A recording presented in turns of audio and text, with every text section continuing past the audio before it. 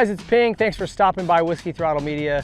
Today we're getting our test ride, our turn on the bike that we originally built for Ken Roczen for the Red Bull Straight Rhythm. When we found out he needed a bike, we contacted him, said, hey, we got something that's pretty much ready to go. Our buddy Mitch Payton over at Pro Circuit was willing to step up and make sure the bike was on point, new piston and ring, just went through it, made sure the reeds were good. They did put a different exhaust on it. This exhaust is one that he built for Villapoto years ago.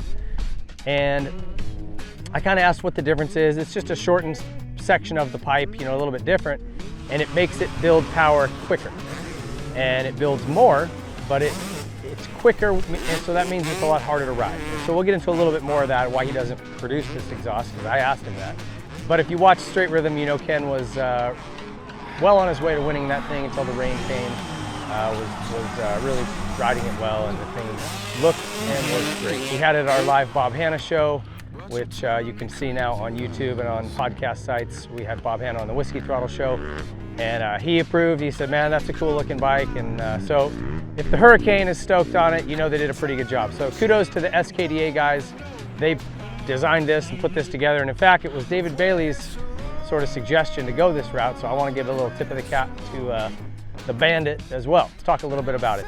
Pro Circuit, everything, right, as far as the engine goes and suspension goes. Mitch tracked down some A-kit suspension for Ken. That's another thing we didn't have before. I just had revalve production stuff. But they wanted to make sure he had the best equipment possible going into that race. So it's set up for that, and we'll get into how it worked, but it didn't work well for us today out at a motocross track. But the engine, that's a Pro Circuit spec on the cylinder, the head, V-Force reed block, and Mitch's exhaust, and he built a custom silencer for this as well. It was pretty cool. But it's an old spec, basically very similar to what factory Yamaha used in the last of the two-stroke days. There's a lot of cool parts on here, and I want to start by thanking W. Those guys stepped up and built us a couple of sets of wheels to make sure Ken had not only a really cool set of wheels for the bike, but also a backup set in case something went wrong. Light speed, carbon fiber all over it. It's got an RK chain on there, which Mitch uses for all their stuff, and a Works Chassis Lab headstay in there, which is just another kind of handling thing that helps, and those guys have been pretty helpful working on some stuff with us.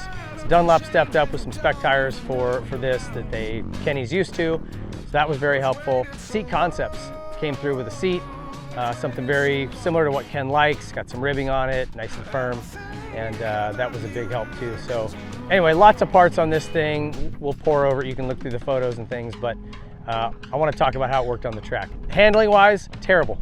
Pile of garbage today. We are at Fox Raceway. It's pretty rough. We got here a little later, and this stuff is so stiff because they didn't have to worry about corners. You know, even in Supercross, you have to find a balance between firm enough for the jumps and the road sections, but soft enough, at least initially, that it'll settle in and bite so that you can make, you know, get around the corners okay.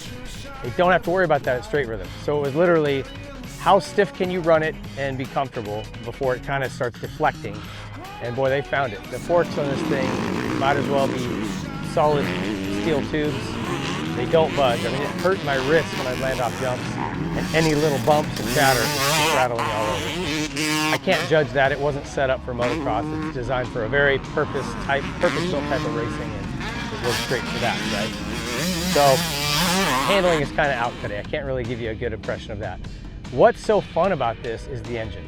It has instantaneous throttle response, unlike any 250 two-strokes you probably have ever ridden. The only thing I can relate it to is the Works bikes of the very late 90s and early 2000s that I had ridden. However they do it, man, it's just that, you'll hear a lot of guys talk about that, even today still, that connectivity where it's like that rear wheel is connected to the throttle. There's no lag, there's no hesitation. A lot of times with carbureted bikes, you get a little bit of that, and this doesn't have it. Instantaneous throttle response and pickup. It's not your typical two-stroke that kind of goes, whoa. I mean, this thing is going, like when you start turning the throttle, it's going, which can be a little bit tricky to get used to at first because it's not what you expect it to do, and when that power comes on, it's a little more abrupt than a four-stroke. It doesn't feed in as easy. It's going.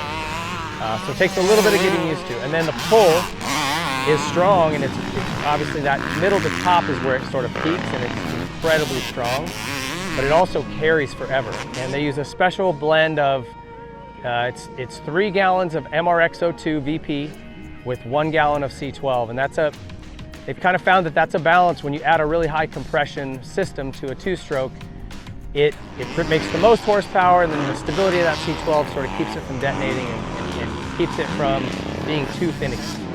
Oftentimes, the more modified your two-stroke is, the more it gets more difficult to jet, and it can become a little fussy.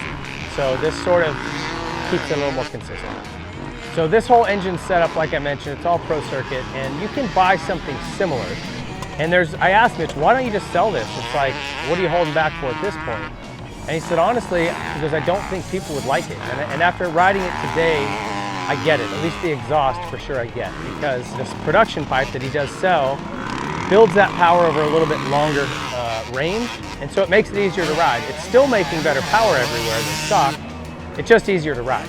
I left everything on the bike exactly how it was when Ken rode it. I didn't move the bars, the levers, anything. I just left it. And it's actually a pretty neutral setup.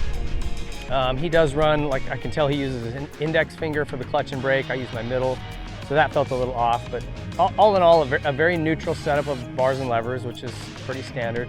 Pro pegs, all titanium, really nice. That's what we had. He didn't. I don't know if that's typically what he would go to outside of work stuff, but he was happy with those. Great platform. I will say that the bike did feel kind of a little choppered out, stiffer in the front than the back, which again makes sense if you're just going in a straight line, and Ken riding really aggressive, wanting to stay on top of whoops at a high speed. You can't have those forks dropping down at all. They've got to stay tall. So I think that's probably the biggest reason it felt like that. But overall, just really fun to ride. If you could go somewhere where the track was perfectly smooth and groomed, I don't think there's a bike that would be more fun than this. Just crazy horsepower, you're wheeling out of turns, and the sound of it just puts a smile on your face. We just wanted to share a little bit with you what it was like. It's definitely not nearly as rideable as what the Pro Circuit sells, and there's a reason for that. I'm telling you, this might put a smile on your face to ride it, but I think most people will be like, yeah, I can't really ride it.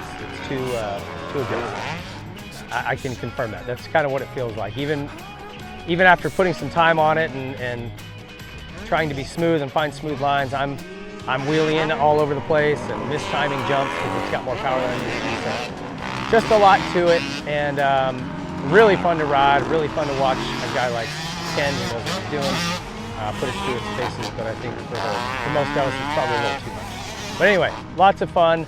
I think this bike is going to wind up in Pro Circuit's showroom, so if you ever want to get a look at it, swing over to Pro Circuit in Corona, California. They'll have it on display out there. So thank you guys for watching. A big, huge thank you to Pro Circuit for the work that they put in, SKDA for their graphic design, Seat Concepts, Dunlop, all the folks involved in this. W, thank you so much. It was a big effort to pull all of this stuff together for that Red Bull Straight Rhythm event, and all in all, great success and a lot of fun to ride this bike. So thank you guys for tuning in. Stay tuned here to Whiskey Throttle Media. We got lots more good content coming your way.